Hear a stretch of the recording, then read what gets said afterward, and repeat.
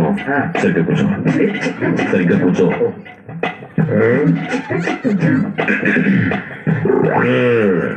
పెళ్లి కూతుర్ని పిలిపించుకుంటావా? పిలిపించుకుంటాడు బాబా, అందుకే వచ్చింది.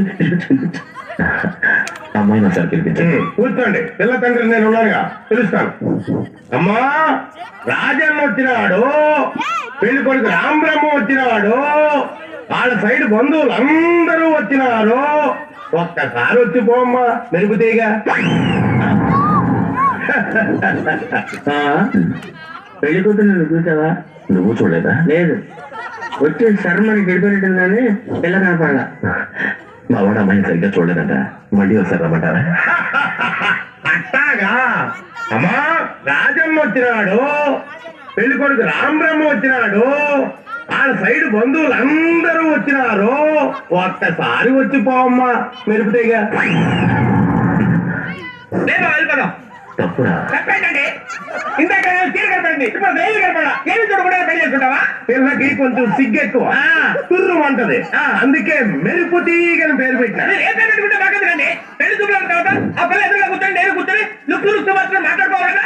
అక్కడ పెళ్లి చూపులు వచ్చావా? పొరపెట్టిన పరుగు పెద్ద చుట్టానికి వచ్చావా?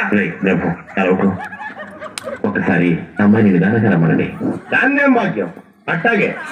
అమ్మా, మెరుపు తీగ రాజన్న వచ్చినాడు, పెళ్లి కొడుకు రాంబ్రహ్మ వచ్చినాడు, వాళ్ళ సైడ్ బంధువులు రాంబ్రహ్మ వచ్చినాడు, పెళ్లి కొడుకు తెచ్చినాడు, బంధువులంతా తెచ్చినాడు అని ఓ దీర్ఘం తీసి ప్రాణాలు చూడేస్తావు కదా. ఆ పెళ్లి కూతురి కొంచెం చూపిస్తావు. అమ్మాయి కాస్త కాఫీ తీసుకురామని చెప్పండి.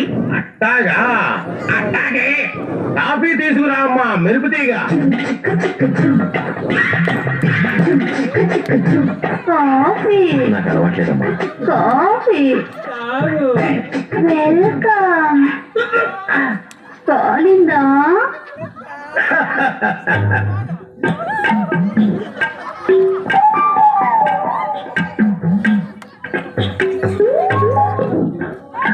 పెళ్లి కొడుకు ఇతనమ్మా, బాగా చూసుకో.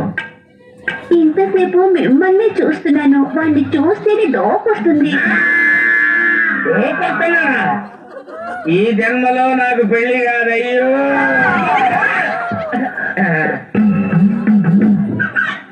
చూస్తాను మరి, అలా కాకుండా ఏంట్రా పుల్ చొక్క పులిగా.